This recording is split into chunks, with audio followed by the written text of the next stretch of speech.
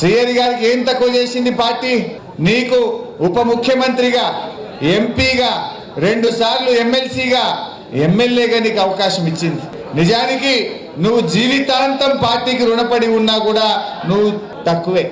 ఎందుకంటే నీకు అన్ని అవకాశాలు ఇవాళ ఈ పార్టీ కల్పించి మిమ్మల్ని గౌరవించింది ఈ పార్టీ.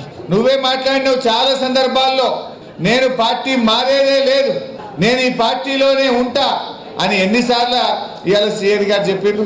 కొన్ని టీవీ ఇంటర్వ్యూలోనైతే అవసరమైతే రాజకీయాల నుంచి విరమించుకుంటే తప్ప నేను పార్టీ మారనని చెప్పినావు. మరి అలా ఎందుకు మారినవో సమాధానం చెప్పాల్సిన అవసరం ఇవాళ శ్రీహరి గారి మీద ఉంది.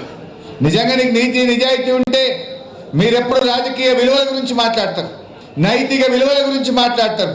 మీరు మాట్లాడే మాటల్లో నిజం ఉంటే ఈ పార్టీ ద్వారా వచ్చిన ఎమ్మెల్యే పదవికి తక్షణమే రాజీనామా చేయాలని చెప్పి నేను డిమాండ్ చేస్తాను.